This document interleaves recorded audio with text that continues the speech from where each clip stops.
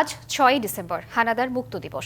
১৯৭১ সালের এই দিনে পাকিস্তানি হানাদার বাহিনীর সদস্যরা মুক্তিযোদ্ধাদের প্রবল প্রতিরোধে বাংলাদেশের বিভিন্ন জেলা ত্যাগ করতে বাধ্য হয়। ১৯৭১ সালের ৪ এপ্রিলের হবিগঞ্জের মাধবপুর উপজেলায় তেলিয়াপাড়া ডাক বাংলো থেকে সারা দেশকে মুক্তিযুদ্ধের ১১টি সেক্টরে বিভক্ত করা হয়। ৩ নং সেক্টরের দায়িত্ব পালন করেন তৎকালীন মেজর শফিউল্লাহ।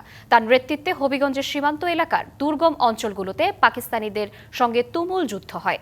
৬ ডিসেম্বর ভোরে পাকিস্তানি সেনাসহ রাজাকাররা আত্মসমর্পণ করে। পরে মুক্তিযোদ্ধারা হবিগঞ্জ সদর থানা কম্পাউন্ডে বিজয় পতাকা উত্তোলন করেন। একই দিন হানাদার মুক্ত হয় আরেক জেলা লালমনিরহাট। জেলার প্রবেশদ্বার তিস্তা রেলওয়ে সেতুর একটি অংশে বোমা বিস্ফোরণ ঘটিয়ে ৬ ডিসেম্বর মুক্তিযোদ্ধাদের প্রবল প্রতিরোধের মুখে পিছু হটতে বাধ্য হয় পাকিস্তানি বাহিনীরা। একই দিনে মুক্তি ও মিত্র বাহিনীর যৌথ আক্রমণে এদিন সকাল থেকেই যশোর ছাড়তে শুরু করে পাকিস্তানি হানাদার বাহিনী। ভোর থেকে গ্রামাঞ্চলে থাকা মুক্তি ও মিত্র বাহিনীর সদস্যরা মিছিল সহ যশোর শহরে প্রবেশ করতে থাকে। নতুন এবং ফিরে আসা গ্রাহকদের জন্য নগদে চলছে ক্যাশব্যাক সহ প্রতিদিন হাজারো উপহার জেতার সুযোগ। হবে আশা আর ফেরা, সারপ্রাইজ সেরা।